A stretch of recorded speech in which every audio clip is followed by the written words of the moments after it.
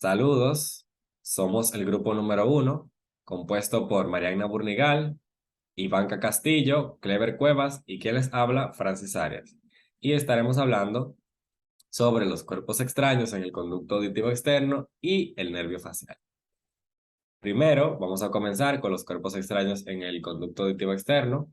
Es primero entender que estos objetos extraños, estos cuerpos extraños, son característicos de las personas eh, que poseen algún tipo de discapacidad intelectual o en el caso de los niños también, que son muy curiosos y como sabemos tienden a jugar con objetos pequeños y tienden a colocárselo dentro de la boca, dentro de la nariz, dentro de los oídos.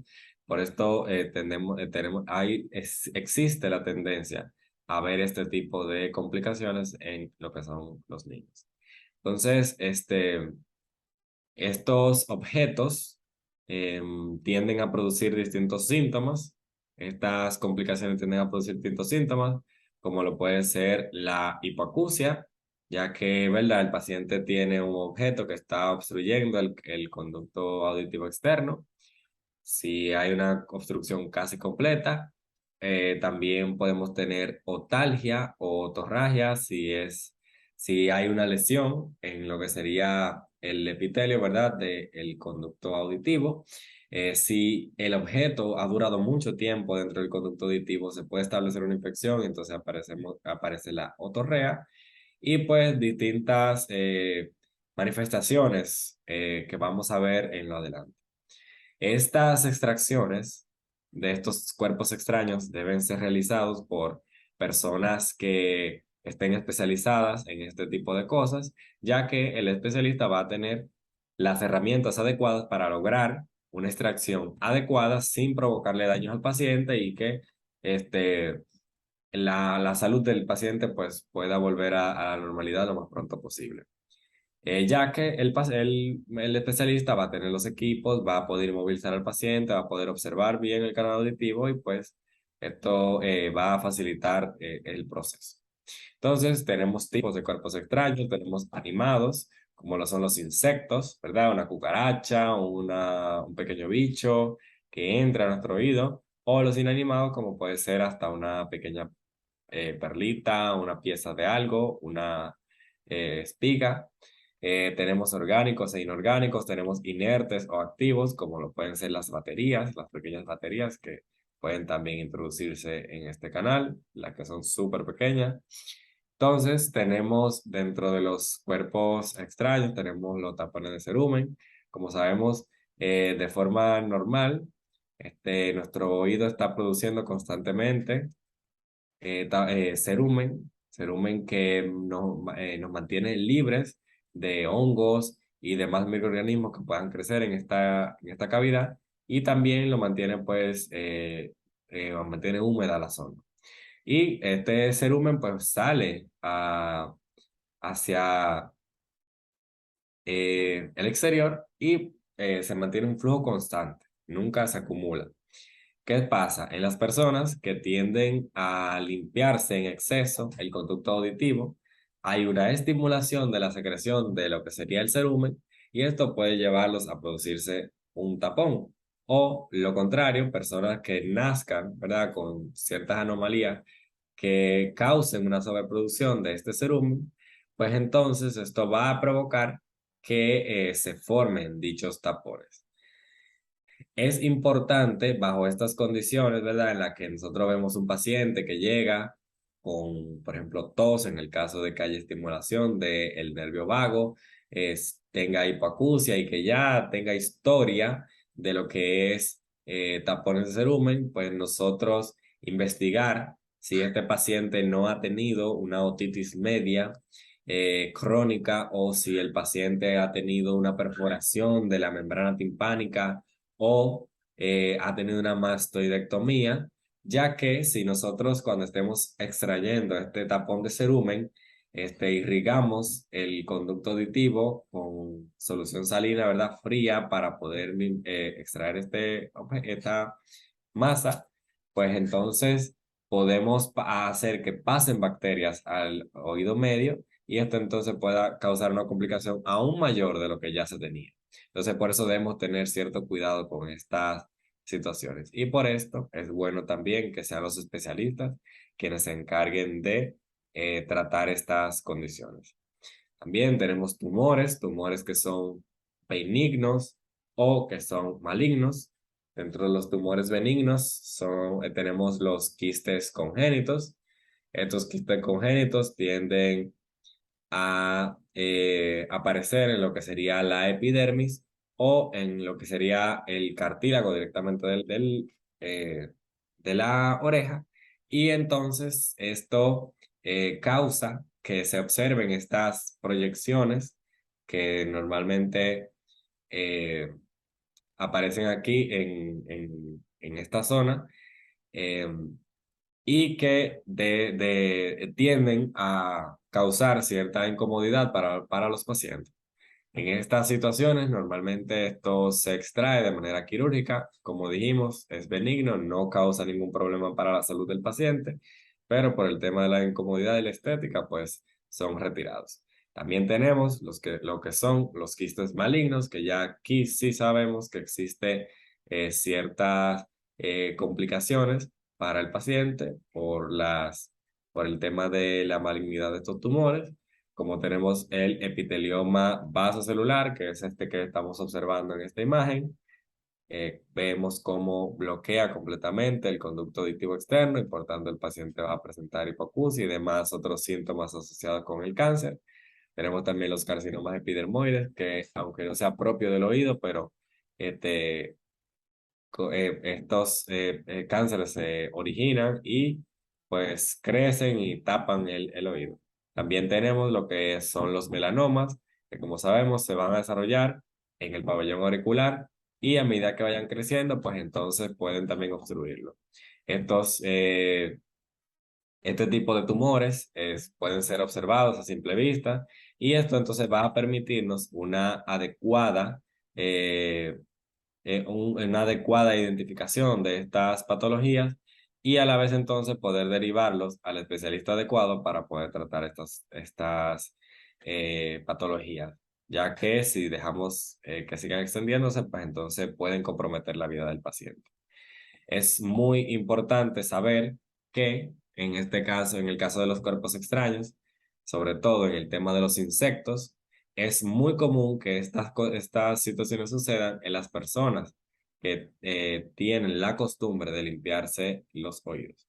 Por tanto, como ya hemos oído en clases, lo correcto es no retirar el cerumen que está dentro del oído, ya que esto sirve como una barrera natural para estos insectos o para estos animalitos que puedan entrar a estos espacios y causarnos complicaciones.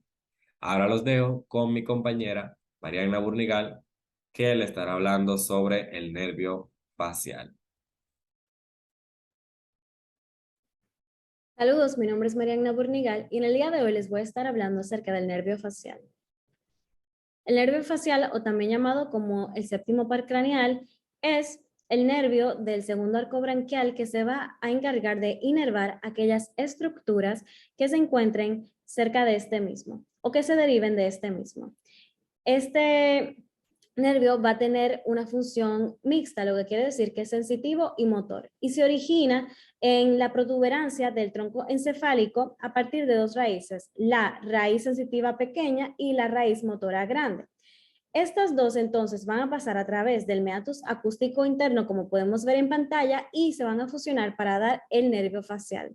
Luego van a formar lo que sería el ganglio geniculado, el cual va a dar a lugar otras ramas, tal como el nervio petroso mayor, que va a ser de fibras parasimpáticas, el nervio stapedius, que va a ser de fibras motoras, y la corona timpánica, que va a ser de fibras sensitivas. Luego en la imagen a mano derecha podemos ver lo que sería su trayecto extracraneal, el cual se va a ver cuando este salga del agujero estilomastoideo y salga del cráneo, y entonces se va a ver como una rama del nervio facial va a pasar en la parte anterior del oído externo y esta se va a encargar de inervar aquellos músculos alrededor del oído. Luego podemos ver cómo una rama del facial va a pasar en la parte inferior y anterior de la parótida y va a dar a lugar diversas ramas, tal como la bucal, la cigomática, la mandibular y demás ramas que se van a encargar entonces de inervar aquellos músculos que podemos ver en pantalla. Entonces, con este breve resumen podemos hablar acerca de las funciones. Como mencioné anteriormente, este nervio va a presentar lo que sería fibras motoras parasimpáticas y sensitivas. En cuanto a su función motora, podemos ver cómo aquellas fibras se van a encargar de inervar aquellos músculos que se encargan de las expresiones faciales. En la parte parasimpática podemos ver cómo estas fibras se encargan de inervar aquellas glándulas que se encuentran, perdón, en esta área y podemos ver como un ejemplo en pantalla lo que serían la glándula lagrimal, la parótida, la submandibular, la sublingual y entre otro tipo de microglándulas que se pueden encontrar en lo que serían las fosas nasales. En cuanto a las fibras sensitivas, podemos ver que estas se van a encargar de lo que sería la sensibilidad gustativa de la parte anterior de la lengua y otras zonas, tal como la zona cutánea que se encuentra en el oído externo. Entonces, en cuanto a la exploración, podemos ver que va a depender de sus funciones. Para evaluar la función motora, se le pide al paciente que realice diversos tipos de mímicas y también diversas expresiones para ver cómo se encuentra su función motora y lo que tenemos que estar buscando es si hay alguna asimetría cuando él realice dichas expresiones. Cuando vemos su función sensitiva, entonces queremos evaluar al paciente a partir de una solución que tenga poca sal o poca azúcar para ver si la sensibilidad gustativa de la lengua se encuentra intacta. Y en cuanto a su función vegetativa o su función parasimpática, queremos evaluar la secreción de lágrimas y de la saliva para ver si hay una buena función de esta.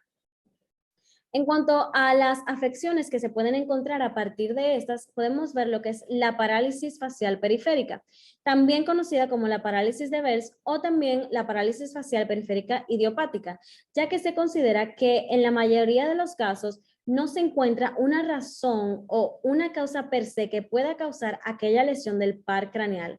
Pero lo que sí sabemos es que lo que ocurre es una lesión directa en el par craneal, lo que ocasiona una afección de todas las ramas que salen a partir de este nervio. Lo que quiere decir que el paciente va a presentar problemas a nivel de la secreción de las sustancias por las glándulas, a una asimetría en la cara y una asimetría en las expresiones faciales, también como una baja o más bien un bajo tono muscular y entre otro tipo de síntomas como podemos ver en pantalla. También cabe destacar que aquellas parálisis también pueden ocasionarse o hay diversas teorías que dicen que se puede ocasionar por virus, por infecciones y demás afecciones, pero usualmente estas razones per se no se conocen como que per se según la literatura. También está la parálisis facial central y en esta podemos ver que no es una afección directa del nervio facial, sino que es una afección de la corteza o más bien del cerebro. Lo que quiere decir que en este caso los síntomas van a ser diferentes porque todas las ramas no van a estar afectadas. Entonces, esto lo que va a hacer es que el paciente va a presentar una afección o una asimetría en lo que va a ser, perdón, la mitad inferior de la cara, lo que quiere decir que la parte superior de la cara, como podemos ver en pantalla, va a estar intacta y la paciente va a poder mover los ojos, o más bien, perdón, va a poder abrir y cerrar los ojos de una forma adecuada, también va a poder fruncir sus cejas y va a tener todas las funciones intactas en la parte superior de la cara. En cuanto a cómo clasificarlas, podemos ver que se puede utilizar lo que sería el sistema de House-Brackmann, el cual la va a clasificar a partir de grados. Y en esta podemos ver cómo una lesión puede ir desde leve hasta lo que sería una parálisis total. Aquí podemos ver cómo está evaluando desde lo que sería el movimiento de la frente, cómo se encuentra el ojo, la boca y cómo cada función que debe de presentar esta va a ir identificando cómo se encuentra dicha parálisis. Y esto es muy importante y les sugiero que le tomen una foto, ya que podemos ver que todas las parálisis pueden ser diferentes. No significa que tú tienes una parecia, digamos, que es leve, pero no significa que porque tú tengas una sola simetría en cierta área, que tú tienes una debilidad o que tú tengas una afección, no significa que tú tienes una parálisis total, sino que esto va a ir variando dependiendo de los hallazgos que veamos al momento de realizar el examen o más bien la exploración del paciente.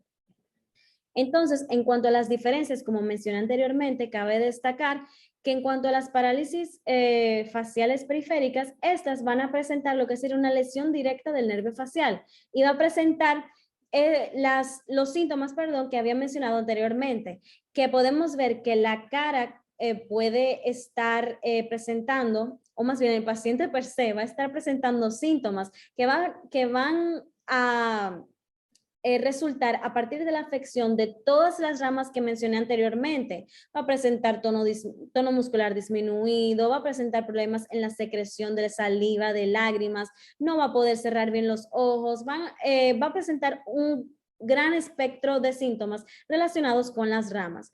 Y en cuanto a lo que sería la parálisis facial central, como mencioné anteriormente, esta va a tener la mitad inferior de la cara afectada, mientras que todo el resto de la cara va a estar intacto.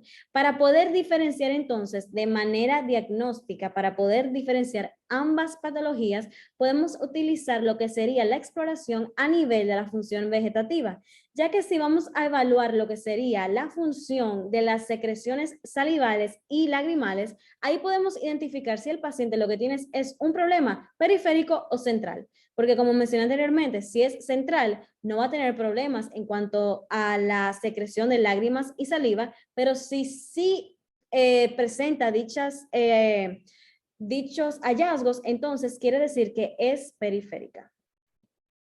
Entonces, en cuanto al tratamiento, desgraciadamente no se conoce per se algún tipo de tratamiento que pueda mejorar verdaderamente con evidencia lo que serían las parálisis periféricas y centrales, pero se dice que en presencia de una parálisis periférica, lo que se le indica al paciente es que este debe de hidratarse los ojos, debe de presentar un tratamiento en el cual se coloque gotas a diario para que este no presente ningún tipo de irritación y ningún tipo de problemas. Y también se le indica cierto tipo de medicamentos que serían más hacia lo que es si el paciente presenta dolor, si presenta molestia u otro tipo de problema derivado a los signos y síntomas, pero per se no hay tratamientos con una evidencia científica o con una base más bien científica que pueda decir que verdaderamente esto lo va a ayudar y lo va a hacer mejorar.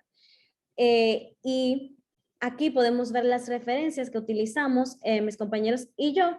Y hasta aquí fue nuestra exposición. Muchísimas gracias.